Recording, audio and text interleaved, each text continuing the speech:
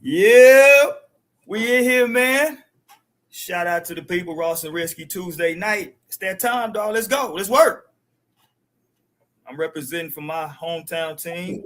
I just noticed. I was about to say, what's going on? You got the Houston hat on with the San Antonio shirt. I mean, you know, I gotta rep the hood. I was a Rocket fan, but I guess I gotta rep the hood. But that man Wemby, Ross, that man Wemby. That young man put on himself a show last night, sir. That boy a fool. That boy a fool, man. Y'all hit the thumbs up button, man. It's Ross and Risky on the Tuesday night. We talk sports and the culture. You dig? Tuesdays and Thursdays, man. Jump on them clips, pause, and check out all that action as well.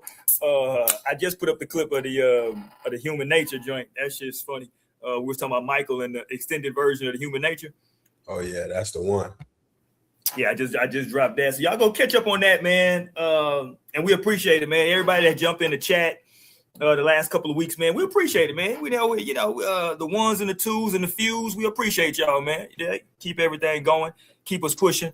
Not a lot tonight, Ross. We're gonna talk Wemby and the Spurs against OKC, and then we're also gonna as this game wraps up. They in the Garden, right? Yeah.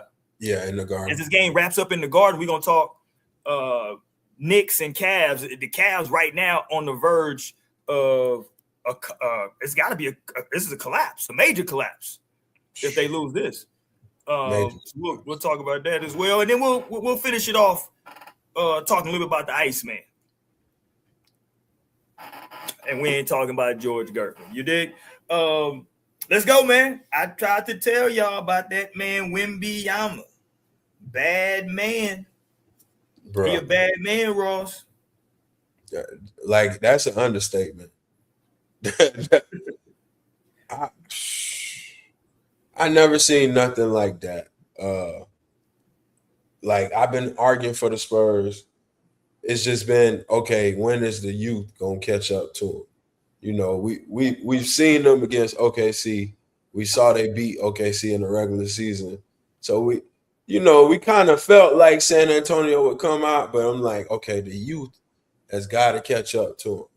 What I saw last night with Wemby, Dylan Harper, Castle probably playing his worst game and still making that a good game. Like, Castle, by his standards, that was probably one of his worst games. You know what I'm saying? And just to have the grit. And then for Wemby to just in overtime, double overtime, just take over like that, the two dunks and pulling up, you know what I'm saying? The send it to double overtime is like, if I'm OKC, I don't know where we go from here because Caruso ain't going to shoot 9 for 14 or whatever he shot last night every game. And like, I love the way San Antonio played it. I think with San Antonio, they have a lot of room for growth. With last night, them winning that game, they still didn't play to their best potential. I think OKC, when you look at it, is like, all right, what can you do defensively better than what you did last night? You know what I'm saying? I just don't know. And to that point, Ross, I'm gonna say this. We're gonna talk with my Knicks fans at it here. We're gonna talk about the Knicks in a second, but I'm gonna say this, Ross. If I'm OKC, I think I go the other way. I don't think Hardenstein or Lou Dort, this might not be the series for either one of them. And I know Lou Dort's defensively what he does, but I think against those guards from San Antonio, you need something that's going to be going back at him on the other end. So I think this is a series where McCain's going to have to play a lot of minutes. Mitchell is going to play. I would play Mitchell a lot of minutes because I think that you need live bodies on the floor. Like you said, Caruso, 8 for 14 from 3. How many times you going to get that from Caruso? Exactly. You know what I'm saying? That's probably a game you got to win when he does that. Yeah. We'll talk about Chet Holmgren here in just a second. I want to put him to the side. I thought Jalen Williams for sitting out a bunch of games. I thought he looked pretty good. You know what I'm saying? Yeah. I mean, he did take 25 shots to get 26 points. But you know, I thought as that game went on, I thought he looked pretty good. But yeah, I would shorten up. I'd have a short leash for Lou Dort. And like I said, I would really give McCain some minutes and Mitchell. We know Mitchell can score. We know McCain can score. I would look to get him some minutes because I think what you have to do for those young guards is constantly have to make them guard. You can't, because when you got, you know this, Ross, when you got Lou Dort out there on the floor, what is he going to do? Shoot the corner three? You know what I'm saying? When they swing it to Lou Dort, he's not really a threat to put it on the floor or do nothing. You know what I'm saying? Like, I just need somebody to give those young guards something else to look at because right now they're keying so heavy on Shea, obviously, and then Wemby's kind of just patrolling the paint. You know what I'm saying? You see guys when they drive in there, they're driving to the goal, Ross, and like just rounding it out. They're not even trying to like at all. Like Wemby has gotten so good. He didn't pick up his first foul to the fourth quarter. Yeah, I saw that. He's gotten so good at understanding how to block shots and just being tall and being 7'4". You know what I'm saying? And he's understanding how to control the block. You don't got to slap it out of bounds. Just control it. You know what I'm saying? Well, after that, what was that, 11 blocks that he had against Minnesota? It's like since then, he ain't had a game like that where he had double-digit blocks, but his point was made, and now guys are like, okay, we get it. You know, like we can't allow him to just have 12 blocks out here. Yeah. Even though who was that? T-Shan said it. They, you know, deep down, like you're not really trying to go get your shit blocked every single time. Right. I'm sorry to cut you off. 30 seconds left. The Knicks have tied the game. Them damn Knicks. Let's go, Knicks. James Harden just hit a turnaround from the free throw line. We got 25 seconds. Cleveland up 2. Brunson driving. Brunson with a nice one off the glass. 19 seconds. Tied game. Had to just interrupt that real quick. But yeah, overtime, Ross. Yeah, let's see real quick. 10 seconds. Let's see Harden. Now James Harden, you go hit a game winner. That shut all this shit up. Boy, you know damn well. He made a nice pass to the white dude Sam Merrill, and he missed a game winner 3, rimmed out. They're going to overtime. Wow. Okay, so we get both conference finals start off game 1 with overtime games. I mean, look, that was a really good basketball game last night between the Thunder and the Spurs, bro. Yeah, to get back on that game, that might have been the best game I've watched like every second of in a long time. Like that game was must-watch TV. And shout out OKC for like fighting and making it a game. Like I think like Caruso, bro. Caruso got some heart. Like I rock with Caruso. He got some heart. I just don't think he's gonna shoot the ball that well. Now, if you OKC, maybe you go. I said Joe has been one of the better shooters. Like you said, McCain. But then I don't like trusting Caruso to guard Wemby, so you almost need Hartenstein out there because Chet just can't guard him. Like Wemby sees too much of a green light when he sees Chet. And then Caruso, even though like, okay, they want Caruso, they saw Caruso do that to Joker, and they want him to, you know, battle Wemby for position and make it tough for him. Man, Wemby's catching the ball and dunking it like this. Like, he catching backward alley-oops. Like, you know what I'm saying? Like, yeah, he's just too big, bro. So I mean, Wemby played it exactly right. Because at first they were trying to get Wemby at the free throw line, let him catch it at the nail, turn around. Then they was like, you know what? Just go to the block. We're just gonna throw that thing up, bro. Like, what is he gonna do? Throw it up. Don't bring it down and just dunk the ball. What is he gonna do, bro? He dunked on Shea a couple times like that. Yeah. It was Caruso, like, you know what I'm saying? And then we know human nature, same way. They don't want to just keep getting a shot blocked. Like Wemby, now you getting your point across. These dudes just finna start watching you dunk the ball now. Yeah. Because they don't want to pick up a foul and they don't want to be on the poster. You know it. Yeah. I mean, he's going to start to get that respect. So it's like, I don't know. Man, if they win this series and go to the finals, the league is in trouble. They are, because you talking about this team is a team full of babies outside of De'Aaron Fox. Yeah, they said last night they had the youngest average age of any team started in a conference. I mean, they have Harrison Barnes. He's not playing a lot of minutes though. You know what I'm saying? The starters, the median age was 22 last night. Yeah. They got Luke Cornett. He plays spot minutes. Olynyk, he's old. Yeah, Olynyk don't play. Biyombo don't play. Plumlee don't play. All the young guys, because you got to think, what, Castle's year 2, Harper's a rookie, Carter Bryant a rookie, Keldon's year 5, Vassell's year 5, Wemby's year 3. And you're talking a bunch of one and dones. So even though those guys are in year 5, they 24. Yeah, I we always talk about OKC's depth being their greatest strength. When you're playing against a team so young, Ross, you're not going to wear them down, right? You're not going to wear down the Spurs, like in terms of just like they're going to get tired. The only thing you can hope is that, like you said, Castle didn't have a good game. He had 11 turnovers, and they still won. Like he played the point. He had 11 turnovers.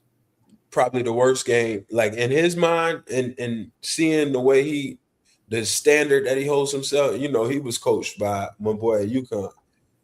11 turnovers is, that coach would have lost. That coach would have been ready to square up with Castle. So being cut from that type of cloth, Castle's kicking himself like, yeah, we won, but I'll never play a game that bad again. And it was a lot of turnovers were just bad turnovers. It was just bad turnovers. He looked a little out of it. But like him fighting through, and I think when he made that dunk where it was him and Shea, and he 2-foot dunked it, I was like, okay. And he looked at Shea, and like what people don't get, like Castle is an Atlanta kid cut from that same Anthony Edwards cloth. He just is a little bit more quiet, but like he's fearless. He's a competitor. He from that same little, you know what I'm saying? Like that's a real inner city Atlanta, you know what I'm saying? Real nigga. You feel me? I mean, you look at the young dudes they have. So they got, to your point, let's just go down. So you got Champagnie, who is a sniper, right? First of all, he's like, what is he, 6'7", 6'8", can flat out shoot the ball. Like you have to go out there on him. I've been impressed with his defense. All of them defend, Ross. Like it's varying levels of like how good they are defense, but everybody's willing to play defense. I didn't know. See, that's what I was underestimating. I think what everybody underestimated. I didn't know Champagnie and Vassell could guard. You know what I'm saying? And all their guards are big. Like De'Aaron Fox is their smallest guard. Like he's the most experienced. He's the one that's a former All-Star. But if you look at like Champagnie's a forward. He's 6'7", 6'8". You got Vassell. He's 6'5". You got Castle. He's 6'6". You got the rookie Harper. He's 6'6". You got off the bench. You got Keldon Johnson. They list him at 6'5". You got who else come off the bench? Bryant. He's 6'6". Like all their guard. This is a throwback to the Chicago Bulls were the first team I can remember when I was young, seeing where when they would put that lineup, they would have lineups where they would have combinations of Jordan, Pippen, Harper, Jordan, Pippen, Kukoc. You know what I'm saying? Where it's just like everybody's just 6'6" and up. You know what I'm saying? Like they would play with a lineup. Yeah, it wasn't a true center, but it would be Rodman 6'10". I think Kukoc is like 6'9", 6'10". He'd be at the 4, Pippen at the 3, Jordan at the 2, Ron Harper at the 1. The smallest guy is 6'6". Yeah. And everybody's playing defense. You know what I'm saying? It's like those guards are big for San Antonio, bro. And so that's why I think it's giving Shea some problems. The refs were not bailing Shea out last night. And because Wemby's there, Ross, Shea doesn't have the luxury of getting all the way to the cup. So it's a lot. So now if as a defender, if I know that I got the big fella behind me and I can make you pull up, I know I'm playing, okay, I'm going to run you off the line, and it's probably a pull up. I can just get a hand. Those are just tough shots, bro, taking those. And we know he's a 2-point, he's a mid-range sniper. But now you're doing it consistently against a bunch of 6'6" athletic guys. Right. That's tough, bro. It's gonna be a drag. Look, if I had to bet anything of significance, I would still lean toward OKC just because they the defending champs, a little bit more experience there. But I promise you, it's minuscule because of what Wemby can do. Wemby changes everything, Ross. Like he changes everything. I heard Wendy drop a stat today, and he was saying we all are caught up on Wemby and Chet. There's some with Castle and Shea. They say Castle has been the best defender on Shea all year, and Shea only shoots like 30-some% when guarded by Castle. So you look at Castle, like he take that matchup personal, and he's a hell of a but he making it tough on Shea, and then like you saying, knowing you got Wemby there, knowing he really is no threat to go to the basket, it's gonna be all pull-ups. And I think that's what the Spurs, why they guard OKC so well, is they turn them into just a 3-point shooting and a lot of tough long ones. I like to call them Jaylen Brown tough ones. Yeah. It's tough. I think same thing with Minnesota though. Like you took away Shannon and Ant being able to get downhill, and then you turned them into a 3-point shooting team. Like that's what San Antonio has, and as active as all those guards are, and like they all are giving maximum effort. Like they all I don't know, man. San Antonio got something. Like you can tell the culture, bro. We went to a lot of Spurs games, and unfortunately for the people who don't know, I lived in San Antonio for about 5-6 years, and we went to a lot of games in this process of getting these guys. They loved the Spurs when they was tanking for Wemby. Now, right. Why did they have this right here? The energy. You can feel it from the fan base. You can feel it from the young team. Like the clip of Wemby walking back to the bench and seeing them young guys like look at him like that, like in awe. You know what I'm saying? Even the coach, like shout out Coach Johnson. Doing a hell of a job, bro. I think he's a hell of a good coach. And he was kind of like Pop's handpicked man. Because I remember seeing him. He would always be the one, like when Pop was going on these leaves of absence before he officially left, he would be the one to, take over and be real vocal. Like I think they got a fire young coach. They got a fire young nucleus. We ain't even talk about it. De'Aaron Fox didn't play. Listen, I did catch a lot of flack from my Houston Take that hat off before you say that. I did catch it. Listen, look, you see that this is my hat. Look, you know who had this? My hat, dog. This my hat. They know who this is, man. Okay, now. That's Rolex Risky right there, man. I stand on business. I'm a real Houstonian, man. I go back to the 90s with this thing. I go back to the 80s with this thing, right? I think they play better. I think they play better without De'Aaron Fox. The turnover scared me. I think Fox kind of could handle. Casey Wallace was he was causing some havoc. The problem is though, Ross, out of everybody we just named, De'Aaron Fox is probably the worst defender. Who's he a better defender than? But he's been playing well defensively. I'm not saying he's not. I'm just asking you, who is he? I'm just saying he's the worst defender. I'm not saying it's a bad thing. All of them play defense. He's just the worst one, and he's the smallest. Ability-wise, though, he should be a good defender because he's fast. We've been waiting, Ross. He's been in the league 8 years. We've been waiting. when is he gonna do it? I wouldn't consider him a bad defender. Now he might be the weak link on that team. And that might give OKC something to attack. But I think, he's quick. He got quick hands. Like, he's athletic. Like, Fox should be a pesky. Like, I'm just saying this. And look, I hope this get to De'Aaron Fox, and I hope this helps him, and I hope the Spurs win the championship.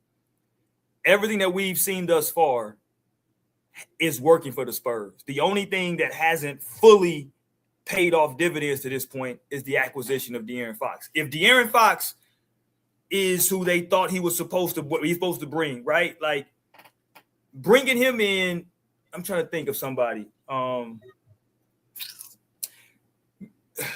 Like when Miami, it's a bit different, but just walk with me. When Miami brought in, what's my guy that was playing in Toronto, the point guard, won the chip with the with the Raptors.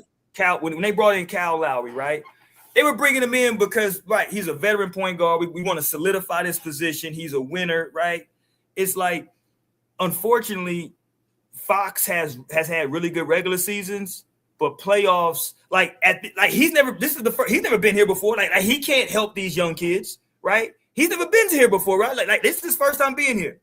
Harrison Barnes can speak to it, but you got to wonder, you would hope it seems like they've drafted a bunch of the right type kids. So if Harrison Barnes was to speak, that they would listen to him because he has that experience. Harrison Barnes has been through a lot of playoff runs, won a championship, right? So you would hope that they would listen to somebody like that. And for everything I've seen, like I don't see anything that shows that they got a bunch of both teams, to be fair to OKC, high character guys, no off the court issues you got to worry about, right? You don't see nobody doing nothing silly on social media in terms of like, I ain't talking about like TikTok dance. I'm just talking about like getting in trouble, saying stupid stuff. You don't hear anything locally in the news about people getting in trouble, or sometimes like the local news will bury or like the local scene will bury a story on a guy, but like everybody in the city will know. You know how they go. You in Florida, so it's a lot of cats that didn't play for those Miami teams where stuff kind of gets buried. You know what I'm saying? It's like if but we don't we kind of just what I mean. We know such and such got a little powder problem, but we're gonna keep that. We're gonna keep that between us there. Yeah, you know what I'm saying? For sure. Like you don't really hear that. You don't hear any of that. The Spurs culture is real. The OKC culture is real. Is real. That game's over, Ross. The Knicks have done it, bro. It's not over. It's still some time left. I got it at 39 seconds left. But the Knicks, I'm gonna call it. They've completed the comeback. I got them at 111, 104 with 39 seconds left. That's what I got. Yeah. Yeah. I mean, we're gonna have to talk about that. Give me just a second. I just want to go to this for a second, though. Yeah, you good. I wanted to circle back. Two guys on OKC. It's gonna come down to. And I still think OKC can win the series. I still would technically pick them right now. The first thing that has to happen, I think they have to blow out the Spurs in game 2. I think if it's a close game, I think you're giving them kids too much confidence. I think that's where Minnesota lost the series. Minnesota lost that series, in my opinion, in game 4 when Wemby got kicked out. And that game came down to the wire without Wemby. Yeah. In the fourth quarter, it was a nip-tuck game, back and forth without Wemby. And them youngsters was like, yeah, they were like, oh, shit. It ain't that bad. You know what I'm saying? So I think they have to blow them out in game 2. With that being said, Ross, it's got to come from Shea and it's got to come from Chet. Let's start with Chet first. Chet got to grow a pair. I'm going to call you out, Chet. Let's just keep it a buck. It's the history has been well documented. We know y'all go back to 16, 17 years old, right? We understand that. One can say, Ross, that a lot of Wemby's motivation as a young player was to, I'm chasing that guy, right? And it seems like he still feels a way, right? Like every time I show up against him, I'm going to show him it's different. I need for Chet to take on that assignment. Now, with that being said, Chet, you're not going to get the same amount of shots as Wemby, right? Because of the way the team that you're on. But you got to make the most. You got to be aggressive, right? He did have a great block shot to send it to overtime. He blocked Wemby's shot because Wemby would have had a shot right at the rim. He came over and blocked. And what they're doing is trying to have him as the weak side defender on Wemby. I understand it. I do. But at a certain point in that game, Ross, in the fourth quarters, if it's me, you got Wemby. Your pride should kick in. Yeah. Your pride. You got him. How many times he got a score over Caruso till you like, all right, I got him, bro. Like, yes, I can't have my 6'4", 6'5" guard battling, and I'm over here trying to play weak side help, and I'm over here stuck at the 3-point line on the shooter. Nah, like you said, hey, I don't care what they call switch. I got him. Right. Slap the floor. Right. I need for Chet to slap the floor in the fourth quarter. Now I get it if you want to play different in the first 3 quarters, Ross. But fourth quarter, every superstar, every great defender has done this in the fourth quarter, Ross. Kobe would take Iverson in the fourth quarter. Jordan would take the other team's best player. We watched LeBron go guard MVP Derrick Rose in the fourth quarter. Well, definitely if the guy got 41 and 24. Like, at what point of the 41 was it like, all right, like after 25, you probably should have got that little feeling in your stomach, like, okay, maybe I should go, you know what I'm saying? Maybe I should go get him. Like, you and I need for him to, not to cut you off. I'm sorry, Ross, I don't mean to cut your wisdom. But I need that to come from Chet. Like, I need to see Chet last night tell the coach, like, no, I want him. Bro. You feel me? I understand we got a game plan. Ant would have went and said that. Like, nah, that's me. You feel me? Shit. Shea, I think, would eventually say that if there was a guard that was just going, like, it's just in, like, the gamesmanship. You know what I'm saying? Now, I'm not saying every team has guys that are there to do their role. So, like, I'm not even saying for the next game I want to see Chet, because I think Hartenstein, you got to speak up also. But at some point, Chet, you hear the narratives, like, you know what's going on. Like, at some point, you got to embrace that. You know what I mean? You got to embrace the same way. Did you see Wemby when Shea was getting this MVP trophy? Scowling, looked upset. Joker looked like he was ready to go throw an elbow right then. Hey, did you see Wemby had to catch himself from throwing the elbow? He was finna hit Shea with an elbow. Yeah, look. Bro, look. Quiet as it's kept, Ross, all that stuff that we, like, quote-unquote old heads or, like, throwback basketball guys like, quiet as it's kept, Wemby has all that. Yeah, for sure. He really ain't. He not ducking no smoke, right? He's shown throughout these playoffs, I'm not going to just let y'all push me around, right? Yeah. No, I'm not going to let y'all, because that's what Minnesota tried to do. Nah, we ain't doing that, right? And he's shown clutch. Like, what we're watching from Wemby, and we finna get to the Knicks, shout out to the Knicks, but what we just watched from Wemby, Ross, this is the foundation, right? Whatever his legacy is going to be, so we knocking on wood for health. But this run is the foundation of that. This is just the beginning. He's a baby. Yeah. This is just the beginning. Like that's the scary part, is that, Ross, he's probably at least 5 years away from being a finished product. He's, what is he, 22, 23? Yeah. 5 years, he's 27, 28, Ross. He ain't even got his full man body yet, right? Right. Yeah. I think success looks like at least 3 rings. I need 3. I need 3 with this nucleus. Yeah. If health-wise, if they can give you 8 to 10 years, I need 3 of them. But yeah, let's get it. New York basketball, baby. New York!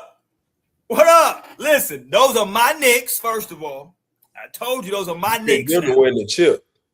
I did pick them to win the chip. I might have put a little too much dip on my chip because I got my man Victor on. I might have went a little too far, but I did pick my Knicks to win the chip. Listen, bro, I keep telling you, Ross, it's something different about having to go play in that damn Garden. I promise you, bro. Like, everybody talks about it.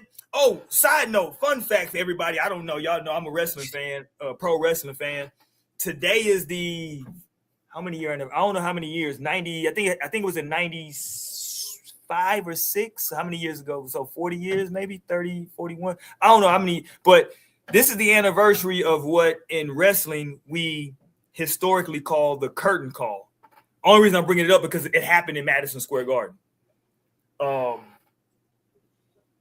So the curtain call, just to everybody, 30 seconds. The curtain call was when they broke what's called in wrestling kayfabe. That's we don't show everybody that we friends. We always enemies. We don't ride together.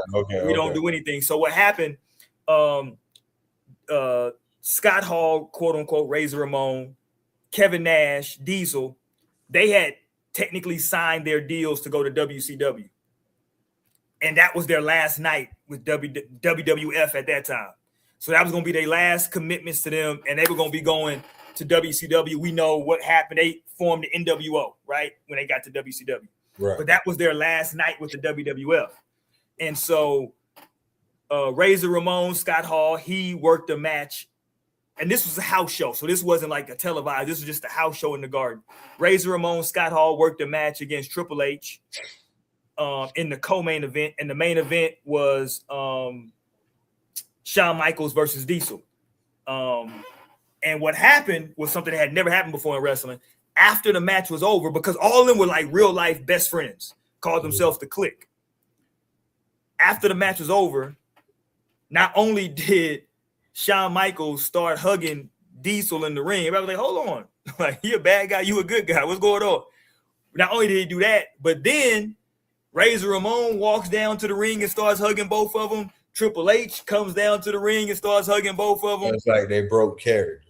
They broke character, right? They all start hugging and do a big hug, and they do like a bow to the crowd, right? To them, they were just like, "Yo, these are my boys. I don't know when I'm gonna see them again. Farewell." But wrestling fans had never seen anything like that. They're like, "What?" Because the fans didn't know what was happening, right? Like, what is this? You know what I'm saying? Like, what are y'all doing? Like, why is this happening? They didn't know what was to come, and that's another reason why. I know it's gonna sound weird to people, but this is pre-internet. This is another reason why when they first showed up in WCW, if you remember, they was in the crowd. They didn't come in. Oh, I'm Razor Ramon. He was sitting in the audience. They're like, hey, what are you doing here? That's the way they played it. And so people really thought that like Vince McMahon sent these mofos over there to mess with these people. People were really thinking that. Okay, they thought they went over there to wreak havoc. Yeah, because people was like, what is going on? Like, why is he here? People didn't know. But anyway, that's the anniversary of that. I'm saying all that to say the Garden hits different, Ross. The Garden is where stars become stars, is where stars are made. And we watched tonight, we watched Cleveland wither. Just wither. James Harden tonight. Yeah, man, Ross. 15 points on 5 for 16, 4 rebounds, 3 assists, 6 turnovers. That won't get it. Jared Allen, my man from Texas, 10 points, 7 rebounds, 3 for 6. That won't get it. Evan Mobley, 15 points on 16 shots. He did have 14 rebounds. I just need more. Donovan Mitchell, 29 points, 12 for 23, 4 for 11 from 3, 5 rebounds, 3 assists, 4 turnovers. Not a horrible game from Donovan, but when your supporting cast is giving you nothing, I mean, damn. And then Schroeder, I got to give Schroeder some smoke off the bench. Schroeder, he only played because he shunned my Lakers some years ago. He only played 18 minutes, but 3 points on 1 for 9. None of that's gonna help you win this game. And they lose in overtime, 115-104 to my Knicks. Shout out to my Knicks because we just wouldn't go away. OG is only going to get healthier. He didn't play well. He played 34 minutes for 13 points on 2 for 9. Shout out to Big Cat, 13 points, 13 rebounds. Again, didn't play well, 6 of 14, 7 turnovers. Hart, we're never looking from scoring for Hart, Ross. 13 points on 11 shots, 7 rebounds, but it's his defense and what else, the other things he brings. Bridges played 42 minutes, 18 points, 2 for 4 from 3. Jalen Brunson, man, it's just when that fourth quarter comes, shout out to Mike Brown, played him 46 minutes tonight, 38 points, 15 of 29, only 1 for 6 from 3, 5 rebounds, 6 assists. Mike Brown, for whatever reason, doesn't mess with Jordan Clarkson, which is weird because that's That's just instant offense on the bench, but he doesn't mess with Jordan Clarkson. Clarkson played 16 minutes with 3 points. Mitchell Robinson, 14 minutes, Ross, 4 points, 6 rebounds. Shamet played 17 points. 17 minutes. McBride, 17 minutes. Alvarado, he could be effective potentially in this series. Didn't play a lot of minutes. I know he's been dealing with some injuries. 7 minutes, 4 points. But it's Brunson, Ross. 38 points in 46 minutes. That's a lot of minutes now, Ross. But 38 points for Brunson. What did you see? You watched this game. I only watched bits and pieces. And you told me the majority of the game, the Cavs were up, leading the game, plus 20 at one point. Yeah, Cavs were up by 20. With about 7 minutes to go. And it's crazy because the Knicks hit a 3 and the fans start chanting.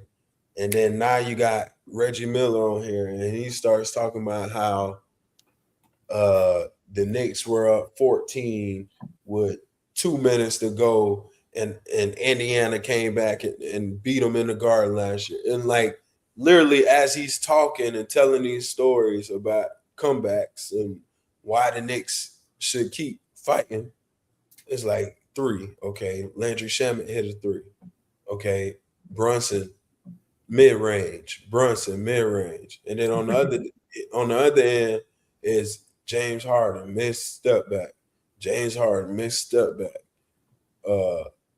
Jared Allen, done dribble the ball off a shoe or something, Donovan Mitchell turnover, and like in a matter of 4 minutes, by 2 minutes to go, now it's 2 3-point game. And then the Knicks hit another 3. Man, once they got into overtime, it was over. It was overtime at 1-on-1. What Cleveland ended up scoring? 104? The Knicks outscored them 14-3 in overtime. Yeah, that's terrible. That's terrible. Like we say, that stadium, them fans. Once it gets going in there, bro. Just the pressure. Shout out Donovan, because I think Donovan showed up. He's a New York kid. Yep. Donovan started off hot. Like Cleveland was up like 15-3 or something to start the game. They had a comfortable lead all game. But I don't know, man. I think this one really hurt. It might be a sweep over there. Like, and I'm rooting for Cleveland, but after this game. Like, what happens after you lose a bad one like this. The next one, they'll get blown out. Now you got the Knicks coming to Cleveland, game 3. And if the Knicks mess around and win that one, it's really ugly. Yeah. And the defense travels. See, that's the one thing, man. The offense might not always travel, right? The shots might not be there, but the defense travels. And the Knicks will play defense. Well, and Cat really struggled today, right?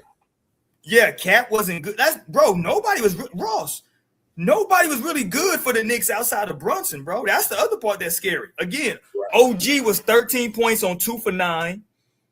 Towns was 13 points on 6 for 14.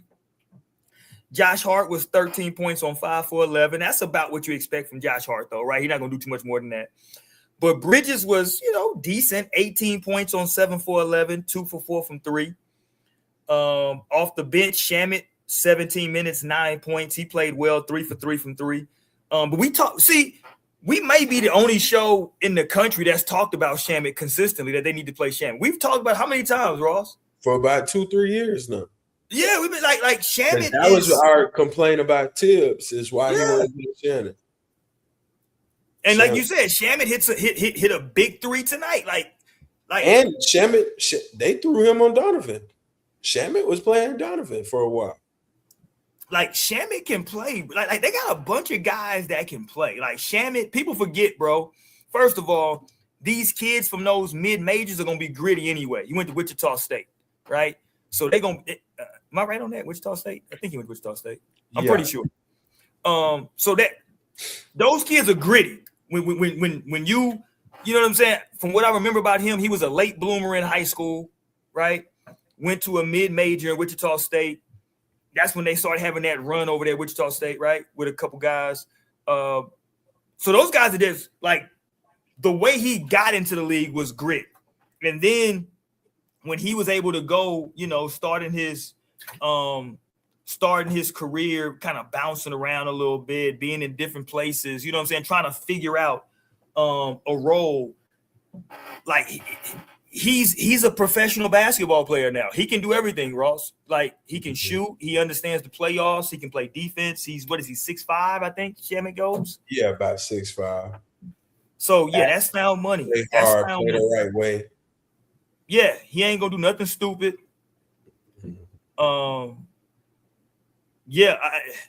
It's gonna be, to your point. I don't know if it's a sweep, Ross, but it is going to be hard, I believe, for the Cavs to win. Tonight was the night for them to win a game, because you got to remember also with the Knicks, they haven't played in a long time. Right. So if there was ever a game to get them, was going to be tonight to catch them off guard, and the Cavs had them. They had them, Ross, and they let them off the hook. So you got to think it can get bad, bro. Yeah, I ain't gonna lie. Brunson, he bad. Brunson is the truth. Like we gotta respect this man. We gotta respect him. It's gonna be interesting if he has to go with. Listen, if the Knicks make the finals, whether they play OKC or the Spurs, Brunson against those either guard combination is gonna be really interesting. Oh, San Antonio will get him. But that's what I'm saying. Like, we have to start giving Brunson the love, because we talk about guys not showing up. We talk about the Garden. Like, Brunson takes on that pressure of the Garden, the New York press. Like, yeah, fourth quarter, he's showing up every game. Like, Jalen Brunson really is cut different. And I feel like he's the guy that kind of gets shitting on a little bit. Like, we always talk about his style of play, or like when we talking about these guys, like everybody was talking about Cade Cunningham this year. They fell in love with Cade in the East. When Jaylen Brown was balling in the East, everybody was saying, "Oh, him for MVP voting." Like Jalen Brunson gets no love, and we all know what he means to the Knicks. Like, we see it year after year, where he just has these like the size thing, like for him to be that small of a dude and go out there and like be willing them, and like his style of play, like Brunson's not crazy fast. He's not athletic. Right. He's not a 6'6" point guard. Like, and he just, we seen the videos of him and his dad. Like, he all out there, father and son cone work. Like, doing it at the highest level. They got him listed at 6'2". He's probably 6 foot and some change. I think if you probably really measure him, he's probably like 6 foot and some change. He's probably not even quite 6'1". The way he was playing the backboard today, from all different angles, and like just them kisses off the glass, like you like, oh yeah, he's a testament of, he's a true testament of, and this is good that kids can see somebody like him, of working on your, like, you could, I mean, obviously some of that is God-given and luck and situation, but you can work hard and develop that type of game. Now, you may not ever be Steph Curry. You may not ever be Anthony Edwards. Nobody's going to be Wemby. But for all these kids right here, if you really work on your game and do stuff that matters, like Brunson's not too much. They talk about bags and all that. Nobody says Jalen Brunson has the deepest bag. Well, he can get to whatever spot he needs to get to on anybody and get a bucket. That's what the kids do. You know what I'm saying? Like, no nonsense, straight point A to point B. Like, I mean, his dad played in the league, and his dad taught him, like, it's going back to, we talking about them home videos. He taught him just like old school basketball. Now I know he's a younger player now, and well, not younger, but he's in this era now, so he has added his own little flair. But the stuff that he was taught in terms of his foundation is solid basketball. So, and then he went to a great college program at Villanova, Right. to where right. he got even more just like that's kind of understated these days, Ross. And I know because, you know, we get a lot of guys from overseas who they don't necessarily do the college thing. It's like kind of like these basketball academies over there. And then the guys in America, we get a bunch of one and dones. Look, if you go to Duke for 6 months, you know, what did you really learn, right? Did you really learn anything in 6 months? Right. You was ready when you went to Duke. Correct. And that might have just kind of helped you just a little. But what really, like Kyrie at Duke is like, and what? That's the perfect. Like, I think Kyrie played like 12 games at Duke. He was hurt, all kinds of stuff. You know what I'm saying? It was just like they really, just said, like, yeah, he's good. Out of high school.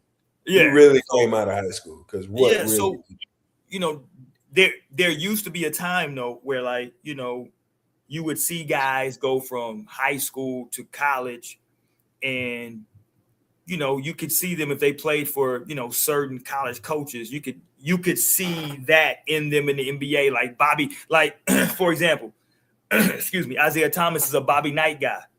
Right. And so you can actually, when you know that now, you can see that in his game, that grit, the way he played. We talked about Izzo. Izzo, right? You can see that in Draymond, right? Like that Izzo grit, like all those guys that played for Izzo, Mo Pete, you know what I'm saying? All those guys, it's a grit that when you go to, like, Michigan is a little bit more glitz and glamour. Michigan State is a little bit more grit. And Brunson and those Villanova kids, they came up the right way. It's a little bit more grit. Josh Hart, it's a little bit more grit in the way he played. That coach, because they all do have that. DiVincenzo, Brunson, Hart, Bridges, they all have that for real. Yeah, that program was set up the correct way. Kyle Lowry.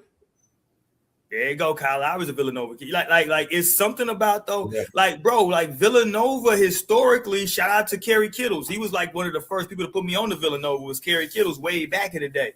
But Villanova is one of those programs. Villanova, for me, Duke, I'm just never gonna like them as a program, so I got to get over that, right? But I never liked them. But Villanova, UConn, and Cal Calipari guards, sign me up for any of that.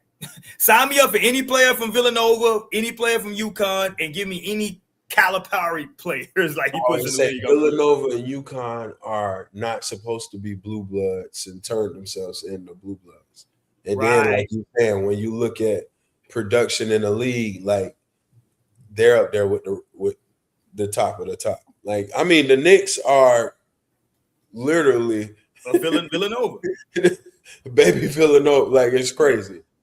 Yeah. I mean, you know, it's unbelievable. You throw in an OG in there, you throw in a Cat, you know what I'm saying? Like, and look, I'm just projecting forward. To the finals. Cat and Wemby is a pretty good matchup, Ross. Stop it. I'm with you. Wemby's better. I agree. Wemby's better. Here's what I'm saying though. Wemby can't hang out in the paint against Cat. We're not going. So that's why I like what San Antonio's coach is doing. We don't even care about your big. We don't care about your big. We throwing Wemby on whoever the worst shooter is that's on the court. And who's gonna be the worst shooter? OG? Bridges? Hart. Okay, so he's gonna guard Hart and play off Hart. But you know, Hart is a smart enough player. He's not gonna just stand in the corner. Yeah, you're right. Hart do a lot of diving to the basket. Hart's a great offensive rebounder for a guard. Like, I'm just saying, like the Knicks present. Now, look, I don't trust Mike Brown at all. Yeah, I was going. I don't trust Mike Brown at all. I don't know if the Knicks have other guards, because what San Antonio gonna do? They're gonna pressure, and I mean, foregone conclusion. Like we're just projecting forward. Yeah. But if it's the Knicks in San Antonio, I think we force Brunson to give it up, and we make some of these other guys, like we're gonna make Bridges have to average 30. It's a similar game plan to what they're doing now with Shaq. It's Like, gonna be basically the same game plan, right? Josh Hart, if you can go average 30, we'll shake your hand. But what we're gonna do is we're gonna put Stephon Castle on this nigga Brunson, and we're gonna guard him from the popcorn stand. But you know the thing, though, to the Knicks fans out there, this is supposed, like, if they get to that series and it's the Spurs, this is why you quote unquote gave up all those picks for Bridges. Like, why do you give all those picks for Bridges if he can't come through now? I'm just telling you, Ross. Bridges is what does he go 6'8"? Like, you're supposed he should be the mismatch out there. Like, everything you're naming is fine, but you're talking about a bunch of guards. You would think that Bridges, they told me he was somewhere. Here's people told me he was somewhere between Chris Middleton and KD in terms of his game. He was somewhere in between those two. I ain't seen it yet, but that's what they told me. Coming out of Phoenix, he was very coveted. And he, like, you gotta remember, he was one of those guys. He never missed any games. He played all 82. He shot the ball very well them last couple of years in Phoenix. Like, okay, you know how we thought Cam Johnson was gonna be? Oh, yeah. Bridges was kind of like one of those guys where every team thought they could use him. But Cam Johnson, so we got to figure out what's Cam Johnson's deal, because it's not like he don't score when he goes to these teams, Ross. I don't know what terms teams are. I don't know what he's doing off the court or in the facility that turns people off, but people don't like him around. Right. Yeah. It's something like he'll go and get 25 and they'll cut him. I'm like, damn, okay. But I think kind of like how people are looking at McDaniels, how he's going to be very coveted. I think Bridges was an early version of that. Like, they made it happen. His size too, Ross. Pause. It's like, you know, and they made it happen.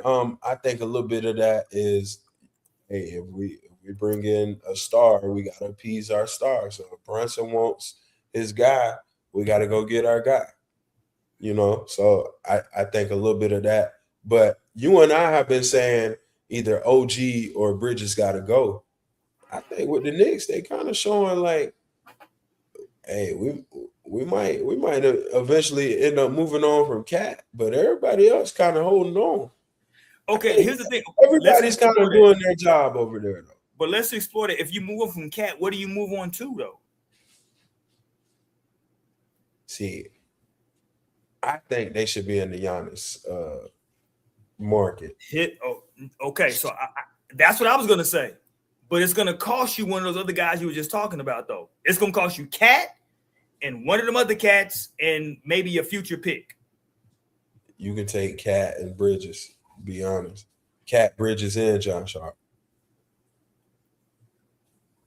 That would leave you OG. I said OG. What's the? But now you broke up the whole Villanova core. Westbrook with Afro, off the bench. Who? The big behind Cat. Mitchell Robinson.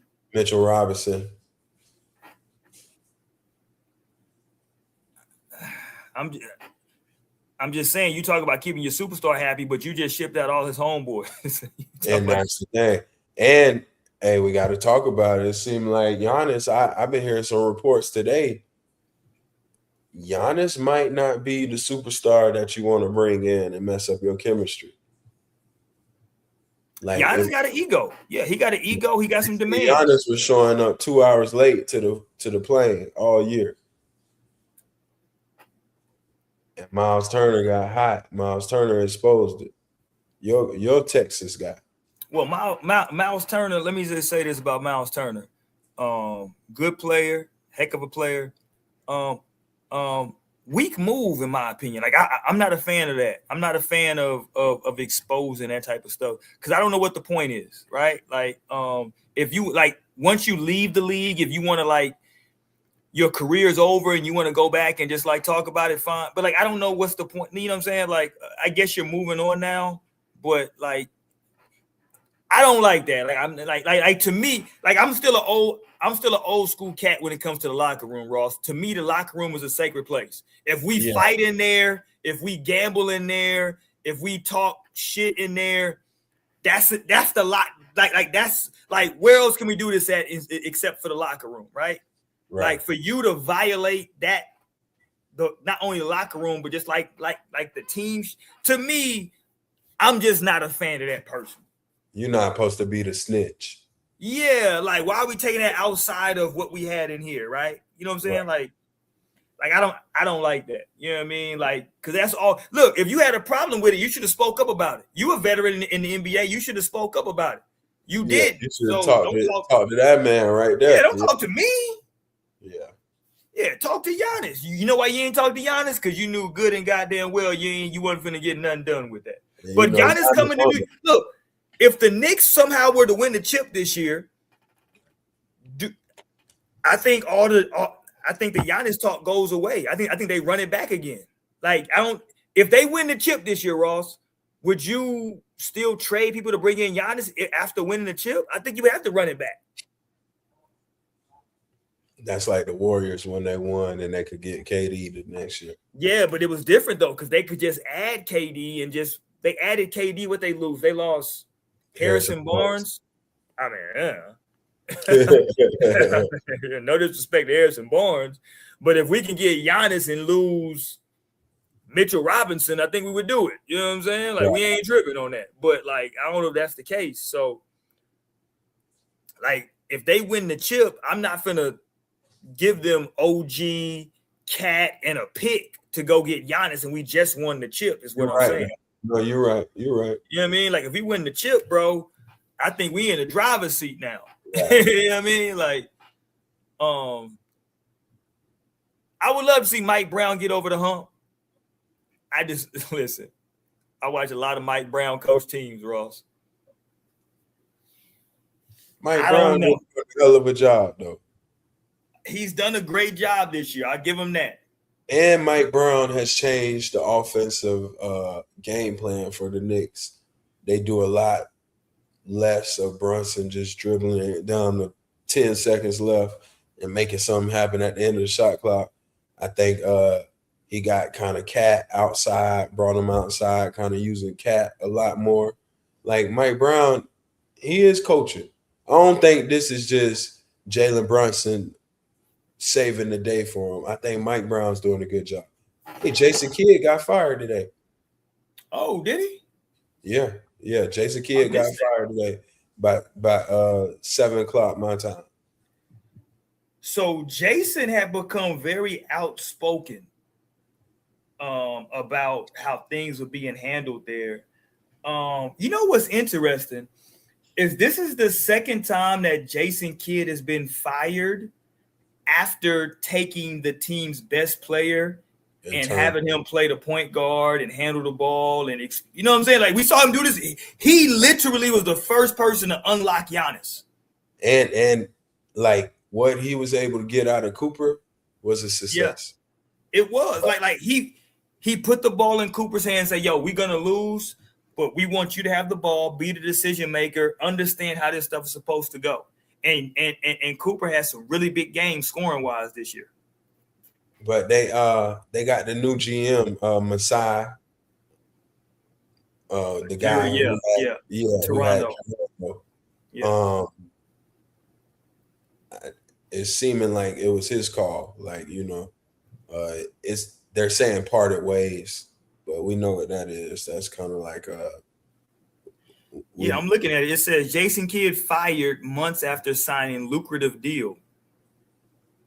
So he had just re-upped. Just months ago, Kidd signed a lucrative multi-year contract extension while owner Patrick Dumont leaned heavily on him following the firing of general manager Nico Harrison. Right. Wow. So they fired Nico, brought in Masai, and then his first thing he did was to fire Jason Kidd. Yeah. Listen, let's put this out there, man. I don't know how long LeBron's gonna play. I think Jason Kidd is a heck of a coach. I know he was an assistant? Oh, don't tell me you finna say you want Jason Kidd to go take JJ job? I think Jay Kidd is a heck of a coach. Y'all LeBron fans are crazy, man. I think Jay Kidd's a heck of. I think. Listen, Jay Kidd is probably my. For me, I keep telling y'all, just as a point guard, I'm not talking about like all-time rankings and MVPs. No, I'm just talking about this as like as a fan. He's a top 5 point guard for me. It would be Isaiah, Magic, Jason Kidd, John Stockton, and Isaiah, Magic, Jason Kidd, John Stockton, and probably who would be that 5th spot for me? Isaiah, Magic. So you say, hold on, Magic or Isaiah Magic? Oh, well, Magic's 6'9", so he's the greatest point guard ever because he's 6'9". And Isaiah, Magic, I would take Jason Kidd 3rd. I would take John Stockton 4th. And in that 5th spot, you know who y'all don't give no love to? Oscar. But see, I never watch Oscar play. So like for me, like if I didn't watch him play, it's difficult for me. So you know what I'm saying? Your lifetime. Yeah, I'm just going like I never got a chance to see Oscar play. Steph Curry. Nah, it's definitely not Steph. Nah, it's definitely not Steph. I'm actually trying to pick between a couple of guys. Steph's not over John Stockton? Nah. I'm a point guard, Ross. Like you see me play, like you hooped with me before, Ross. Like I'm a point guard. Like when I'm talking about point guard, I'm talking about point guards. Like I don't consider Steph or Iverson point guards. Like I'm talking about a point. Like Ross, Steph doesn't even run the offense for his team. Like how can I consider him a point guard when Draymond runs the offense? Like the guys that I just gave you, they run the offense. They run the offense. So I'm looking at between Gary Payton. I love Gary Payton. Stop it, bro. I love Gary Payton. Gary Payton was a heck of a player. Chris Paul, he's in that conversation for me. And then I gotta put the Harden. No. You just say run the offense. So in that case, Luka and James Harden got to be high on that list. Nah, give me Steve Nash. I want real point guards, Ross. I just want real point guards. I don't want like pretend Gary Payton's a real point guard. Yeah, Gary Payton's a real point guard. A real. He taught Jason Kidd. Go ask Jason Kidd how we learn how to play point. He grew up in Oakland, idolizing Gary Payton was backing people down at half court at point guard. What that mean? He couldn't get by nobody. He would turn his back to you. Well, somehow he scored a whole lot of points, Ross. He scored a whole lot of points, not be able to get by nobody. I'm just telling you, the man's a Hall of Famer, Ross. Like, what part of the man's Hall of Fame resume? He went to Oregon State and made the league. He didn't go to like one of these huge basketball factories. He made the league out of Oregon State, Ross. Come on, stop. He played good defense. Yeah, he's one of the great. He's one of the greatest defensive point guards of all time. That's what I'm saying. But Garrett, come on, bro, you taking? Come on, all right, it's okay. Come on, y'all LeBron fans. I'm just saying, I want a point guard. You might as well put LeBron on the list, bro. Go ahead and put LeBron on the list. Bro. I don't consider LeBron a point guard. I just don't. Like LeBron's never technically played point guard for an extended period of time. Like, he's never really started at point guard ever. Had he started at point guard, I would take LeBron. But he's never really started at point guard. Like, but Magic, Isaiah, Stockton, Jay Kidd. Those are my top 4. Like, I haven't seen anyone to knock them out of my top 4 point guards yet. Those are my top 4. Again, I don't consider Steph a point guard. I'm sorry. I just don't. He don't initiate off. He's running off picks. I mean, what do you want me to do with that? He's running off picks, Ross. I don't know, man. Ross, he's running off picks. How is he a point guard? He changed the game. It don't matter. Y'all passed the line. I shoot the ball. I'm still a point guard. He's the point guard for the Golden State Warriors. He's the point guard. Magic Johnson started at center in the NBA Finals. Is he a center? No, he just started at the position. He would have played extended time at the center. I don't care what you. Is Draymond a center? So Draymond ran the offense and played center. What position was Draymond in? Point forward. Now we're making up positions. Wait, talking about? Hold on. So Where I come from is PG, SG, SF, PF, and C. That's the positions. I ain't never seen no PF. It was power forward. That wasn't point forward when I grew up. Have you ever seen a team in which the power forward is the one making all the passes? Because that's what happened on the Warriors team. The power forward makes all the passes. That's what I'm saying. So, like, if Steph wasn't the point guard and Draymond was playing center, but by your calculations, so Draymond down there one of the best point guards we ever seen to be the point guard in that offense. No, he's not. To be the point guard in one of the highest octane offenses. So Steph ain't the point guard. And they had one of the best offenses and one of the greatest offensive dynasties. Yeah, because y'all don't give no props though. Y'all don't give no props though to Klay Thompson. Y'all just hate. Y'all hate Klay worse than Meg Thee Stallion. Like y'all hate Klay. No, y'all hate Klay. See, y'all don't like. First of all, they had Klay Thompson, Steph Curry, and Kevin effing Durant on the team. Stop. Let me just ask you: when they went 73-9, who was the point guard for the team? On paper, Steph Curry started at point guard. Okay, who played point guard in your mind? Draymond Green. So he must be one of the greatest point guards ever. No, be the point guard on the best basketball team that we've seen. No, because let me answer that question for you. The team whose record they broke was the Bulls. They went 72-10. Their point guard was Ron Harper. No one ever said Ron Harper was the greatest point guard of all time. Your generation tells me Ron Harper was like Baby Jordan. I hear a lot of. Then when he was in Cleveland, when he got to the Bulls, he was hurt. He didn't have that same burst. He was still a good player, but he wasn't what he was in Cleveland in terms of physically. Right. I mean, my dad, I've heard enough Ron Harper. No, Ron Harper was the truth coming out of college. Yeah. Yeah. Ron Harper was like that. And shout out Dylan Harper.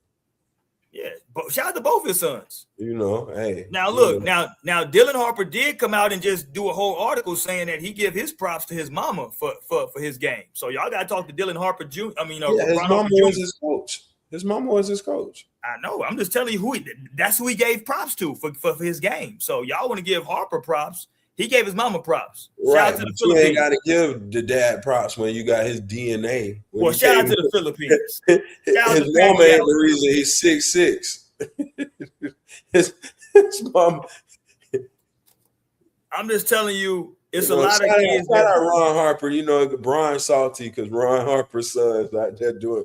Yeah, Ron. Man, no thanks to Ron Harper, by the way.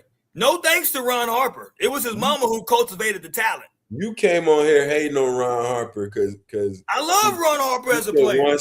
Because he kind of favored one son over the other one. Then Ron Harper that's crazy work. But I love Ron Harper made as a comment about Bronny, and not Brian salty and gonna say But like, why does everybody keep taking shots at Bronny? Like it doesn't even make sense how people keep taking shots at Bronny. It's crazy. Like Bronny's supposed to be a point guard in the league also. Oh, okay. So if my son is a young point guard and your son is a young point guard, why we can't compare the two? Okay, your son's better. Now what? Like, what do we do? Like why? Like we all agree your son's better. Like, it's not a conversation. Your son's better. Okay, but we both in the league though. Like. In the league, it's one shouldn't and one should. But no. If you're in the league, you're in the league. If you're in the league, you're in the league. Now, look, Ross, me and you, we both know a bunch of people that play overseas in the league. So we understand it's more to making it, right? Than just what's that? That's a quote from where? What basketball movie is that? What? I think it's maybe Above the Rim, but it was like it's more to making it than just what happens on the court, right? Like me and you both know that it's more to making it than just numbers on the court. Because I think Kenny Lofton Jr. is one of the best players I've seen in a long time in terms of just like production, but he doesn't get a bunch of NBA looks, right? For whatever reason. But if you talk in terms of just like a hooper, Kenny Lofton Jr. can hoop, Ross. Right. But he don't get them kind of looks, right? Like he had a couple of looks in the league, but for the most part, his money is made elsewhere, right? If we being honest. Right. But he can hoop. So it's just more to like we understand like what happens. Like the top, like what would you say, Ross? The top 7-8 rotation guys are taken seriously, and then after that, we filling the roster out. After we get from our 8 rotational guys, we're filling the roster out with people that on we the know. bad teams. On the bad teams, look at OKC. They ain't got no fillers. They can go 10 deep, 12 deep. Okay, that's OKC. But let's talk about the rest of these teams. Let's talk about the Washingtons of the world. Let's talk about the New Orleans Pelicans of the world, right? They're filling these rosters out with guys that we don't know who's on these rosters. But the Los Angeles Lakers shouldn't be one of them teams. Why not, Ross? Like Ross, their second best player is Austin Reeves. Right. So the problem is you need other young talent that can contribute with these teams in the West. So look at San Antonio. We just talked about their average age. Look at Oklahoma City. They're a young team. Look at Minnesota. They're a young team. Look at all these teams in the West. You wasted what y'all don't want to acknowledge is the Lakers wasted a whole year on the Bronny hoopla. And what you got, in fact, is Bronny's a second-round pick, Ross. How do you waste anything? Right, but that whole offseason was all about the second-round pick that y'all drafted. No, it wasn't. So who went first round in that draft for the Lakers? Who did they draft in the first round? The white boy, the shooter. He was supposed to be a shooter. That was the year with Bronny? Yes. Let me see. What was it? Connect, yeah. And what, he went to Tennessee, I think, right? Tennessee? Yeah, Dalton Connect. I said Luke Connect. Dalton Connect, yeah. Like, that was the first round pick. He didn't pan out. It's a bad pick. It was just a bad pick. Who was drafted after Connect? What draft was that? That was 24. I got it right here. Let me see. Because I bet you was probably a better player after Luke Connect. I keep saying Luke. Terrence Shannon Jr. There you go. It's a better pick. Kayshawn George, the guard that plays with the Wiz. Isaiah Collier, Utah. There you go. See? Oh, out of USC, who played on Bronny's team, who actually was good. He was good and still got drafted in the bottom of the first round. He actually was good on that same team. Drafted in the bottom. AJ Mitchell, the guy who just that probably should have been the pick. Could you imagine AJ Mitchell with the Lakers? That probably should have been the pick. Defensively and offensively, what he gives you. Jamal Shead. We talked about Shead with Toronto. And look, to be fair to the Lakers, Jared McCain went one pick before the Lakers. Yeah. So, if McCain could have potentially fell to him. And not just the shit on Bronny, but I'm just saying the Lakers, when you look at their faults, is I think the Lakers have the way the Lakers have built their roster now around Luka and Austin's gonna get paid, whether they keep him or get rid of him, LeBron, you don't have enough youth and rookie contracts around them. So now you're getting these one-off guys. You're getting Ayton on the bargain. Well, Ayton's a free agent now. Whether or not you feel like he's worth it, it's kind of like a place filler. Marcus Smart, right. On the bargain.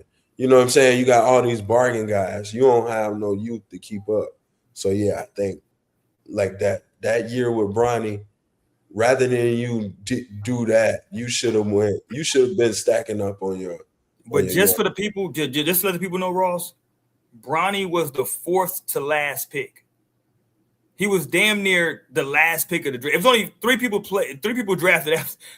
If you go look at the draft, it was only 3 people were drafted after Bronny. That's it.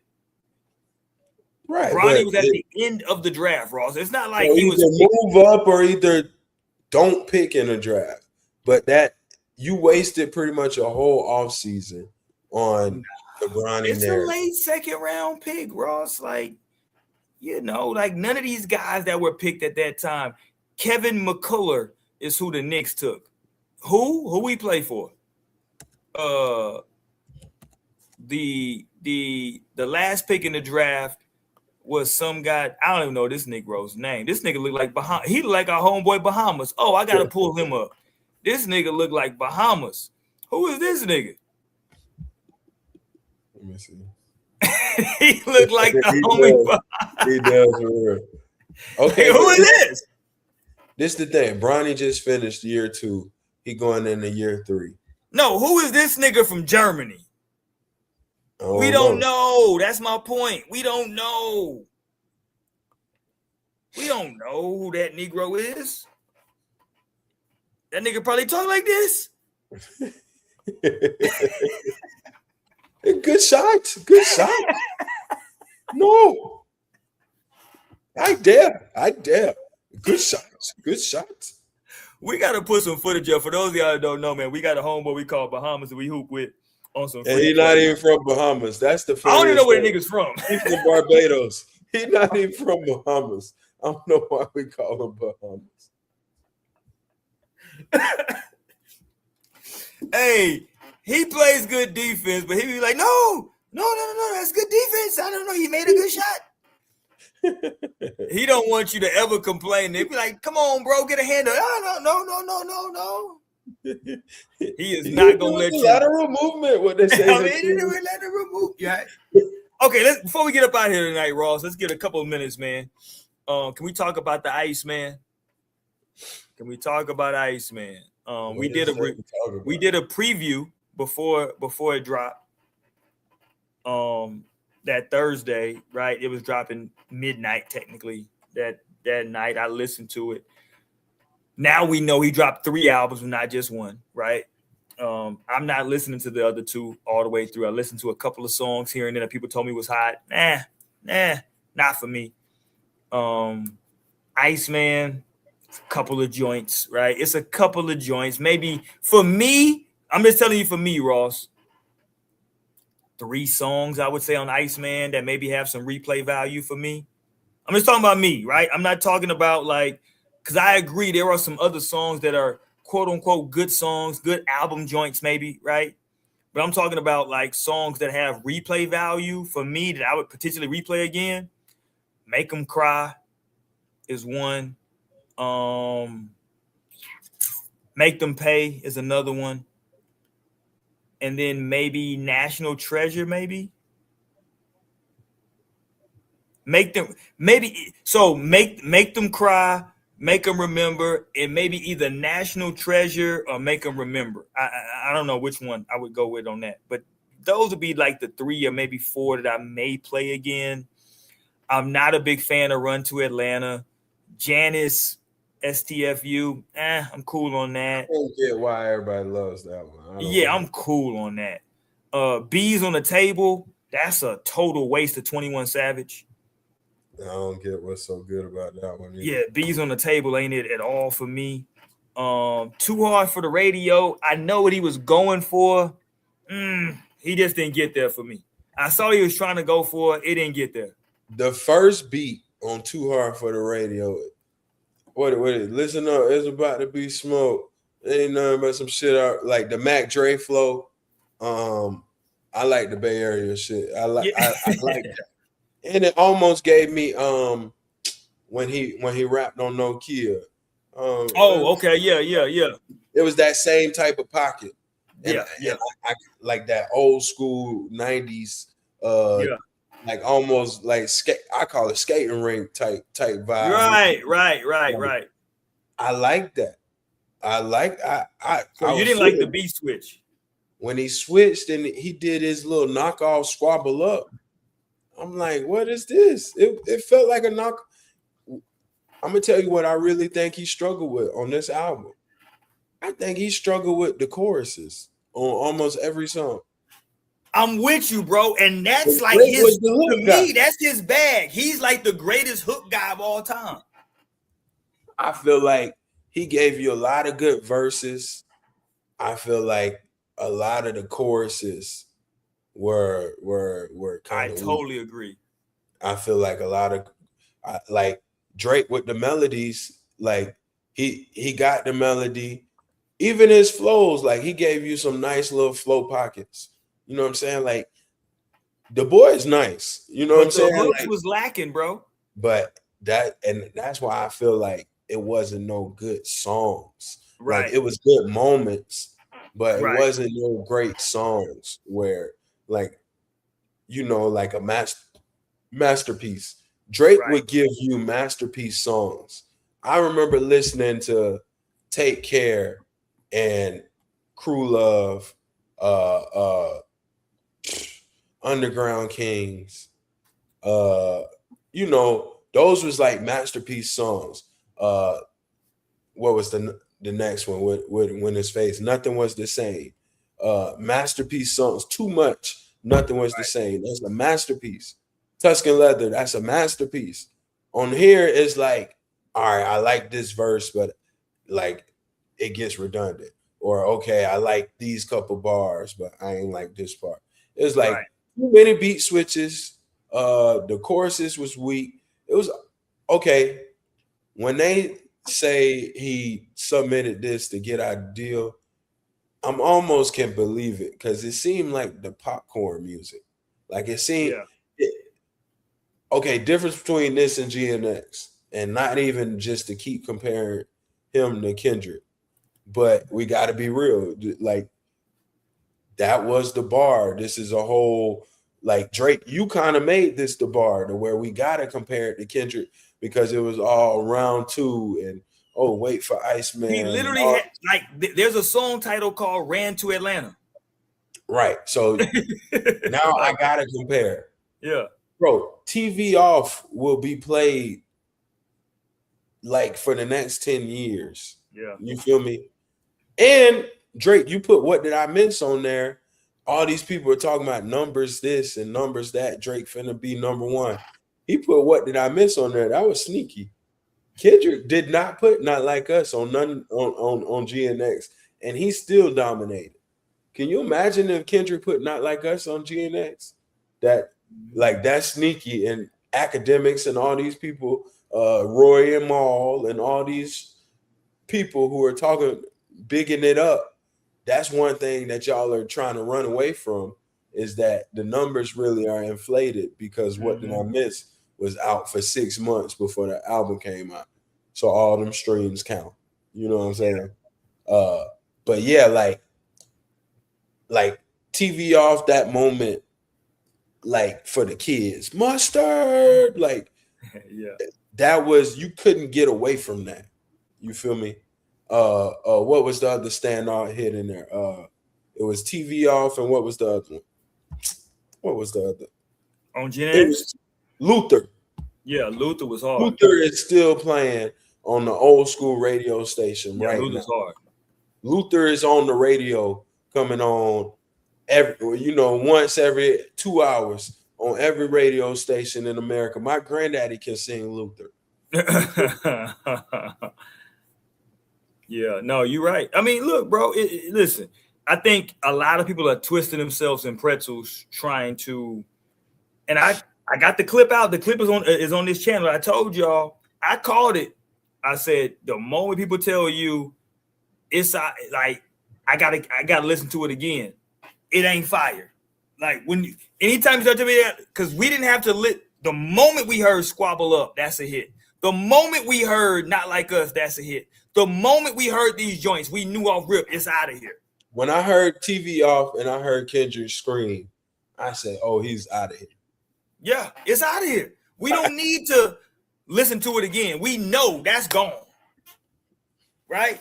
And it's been reported that he's already been knocked off the number one spot in terms of like streams. He got knocked off by Michael Jackson. Shout out to Mike Jack. They say Billie Jean knocked him off the #1 spot. Ironically, and he did the Michael Jackson glove. The Michael Jackson glove. And he keep comparing himself to Michael Jackson. Listen, everybody leave Mike Jack alone, bro. This is what bothers me, though. Kind of like what? Okay, so I've been trying to like dig deep into all the disses, and like he got smoke for everybody. I shout out Drake for not ducking no smoke. I will say, that boy just swinging for the fences. Like he when he posted that meme, and I think it was Rush Hour when Chris Tucker and Jackie Chan and more dudes kept popping up.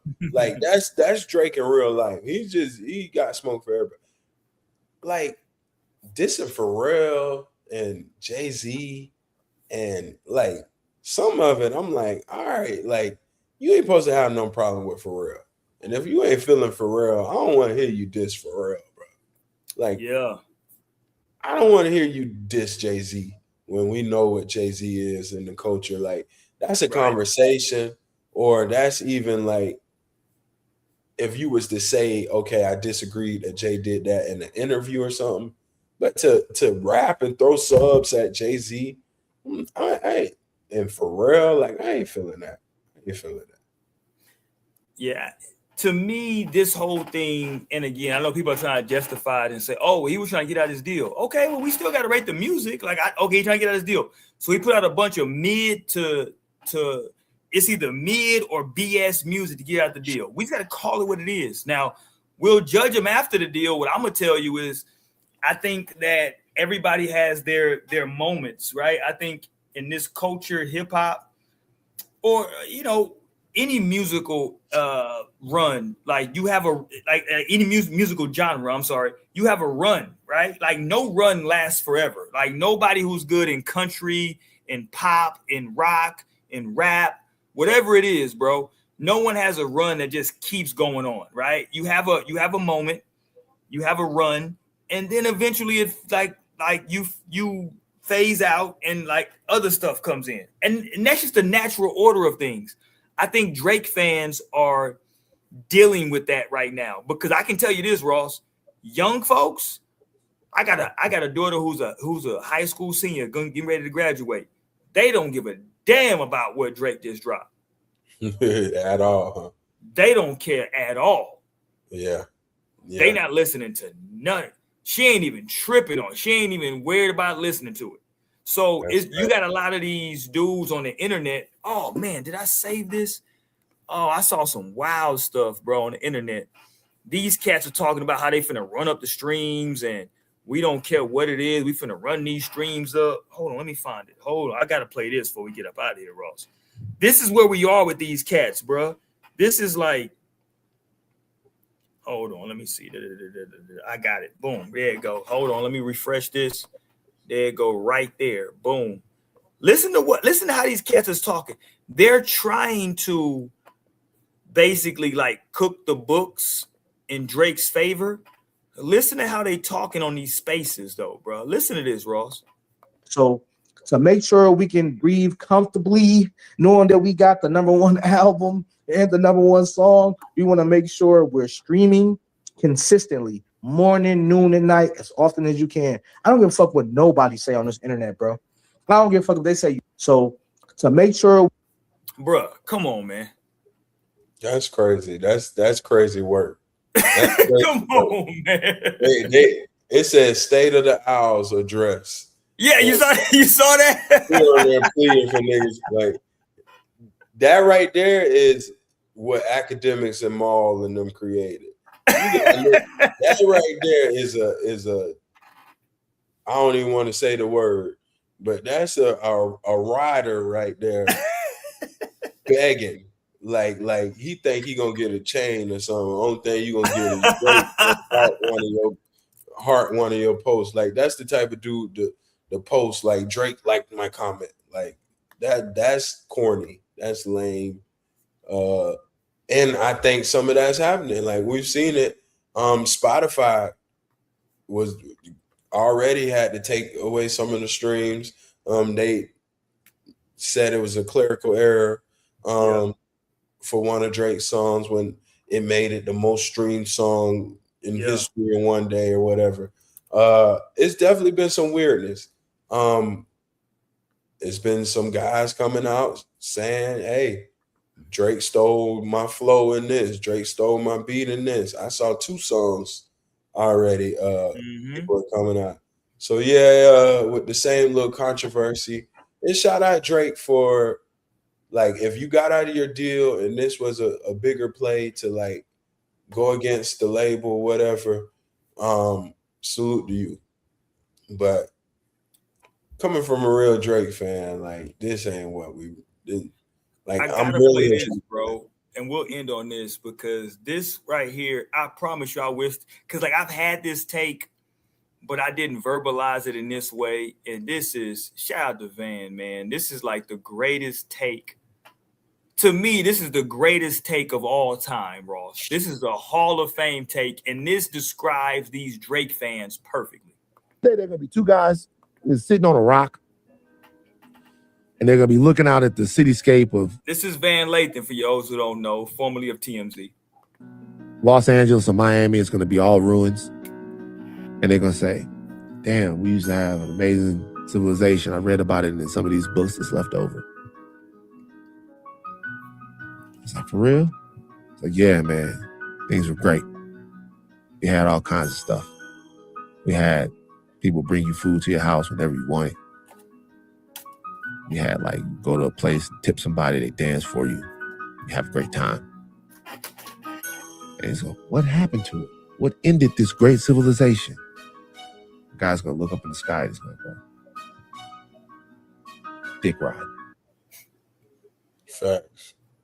We just couldn't so get off a nigga's dick. We just hopped on everybody's dick, lost all of our objectivity, lost all of our critical thinking skills, and we just went with what was popular and what the next nigga said. And we rode dick into oblivion. I'm trying to stop that. I'm trying to stop that, Ross. That's what we are right now. That's a fact. That's just what people are doing, bro. It's like, what are we doing, man? And it's like no shame in it. Like shame. Facts, at least back in the day, no shame. Back in the day, somebody could say, "Hey, bro, you riding a little too hard," and you would tighten up.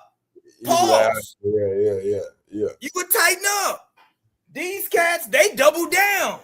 Yeah. It's embarrassing to hear Maul talk right now. I expect this from academics, but Maul, you looking like a bird out here. I used to think he was the cool one. Maul's going full bird right now. He's out here way too excited. Right. It's like, bro, who your brother is and what he helped usher in terms of hip hop, bro, the way you acting is crazy. You want to be a part of some shit so bad. There you go. Part of some shit, yeah. Like, you understand, Ross? I thought that academics had met Drake multiple times. I didn't know this was his first time meeting Drake. That's crazy, bro. It's crazy, bro. It's crazy. Bro, even just their streams of, like, I've been watching, like, them explaining, like, bro, you got wined and dined pretty much for you not to say nothing bad about a nigga. That's like, what I said, bro. Remember, like, they treat you like the girls. Like, that's what they do to the girls. Like, hey, I'm gonna fly you out. We gonna go get something to eat. Like, oh, here's a bag. I'm gonna just have a bag delivered. Like, you know what I'm saying? Like that. Like, bro, they holding y'all niggas out. That's really what it is. Okay, let's just do a palate cleanse. What's next? He gonna think you owe him some booty. I told my homeboy earlier, the way them cats was talking, I was like, see, that's how cats end up being bisexual. Because the way they talking right now, if Drake say, just go ahead and give me some top, bro. You ain't gay. Just go ahead and give me some top. You be all right. Oh, it's like, that's what we heard about Diddy. For, you know what I'm saying? It's like and allegedly, we're not, like, I'm not putting that on Drake. not saying Drake is even into that.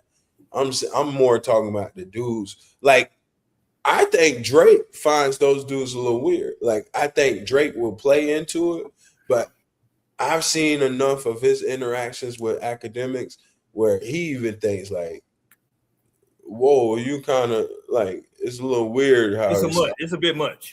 like, yeah, and like, okay, now that it's in my benefit, I'm gonna play into it. Yeah, I'm gonna fly y'all out. Like, even just that gesture of I'm gonna fly y'all all out to Toronto and I'm gonna do a stream on my stream. I kept saying, Ross, Listen, like, how do you? my stream, where I'm gonna bring y'all on my stream and have y'all come react to my stuff and build my platform that I'm gonna eat off of. Crazy work. Like, and not even to think Drake owes anybody anything, but you could at least like, hey Drake, you know, let me interview you. You know what I'm saying? Like, like what you getting in return? You got an OVO chain. This feels, shout out to the LGBTQ community, but Kim, like as we go, because we're gonna be done. This is it for the week. We got a bunch of stuff going on, both of us for the week. Can we get a palate cleanser real quick? Can you tell me just your thoughts on this right here? I think this is gonna be everybody's saying based on this right here, it's gonna be a long summer. Do you see what Hennessy just put out? I love it.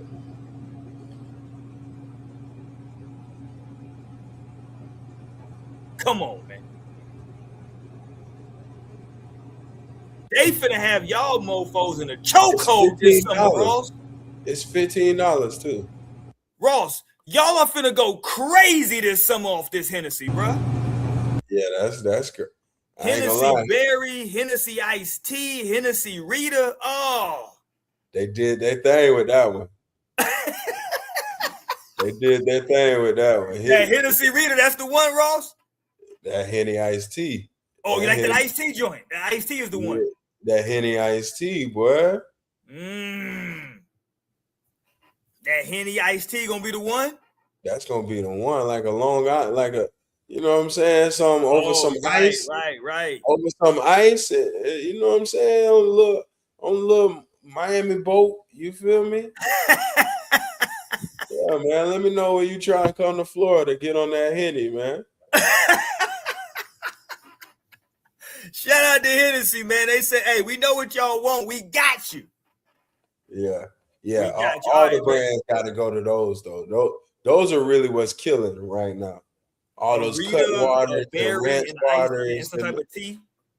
Like the different alcohols going to like the seltzers and the different like pre-made drinks, the cut waters and the ranch waters. Cut water started going hard, yeah. Yeah. All right, man. We up out here for the night, man. That's Ross and Risky. Y'all look out for them clips. We gonna be back, man, next week. I think my team might be in the finals by the time we come back, Ross. That's all I'm gonna tell you, man. Shout out to my man Wemby, dog. I'm in here, man. We in here heavy. Peace, y'all. Peace.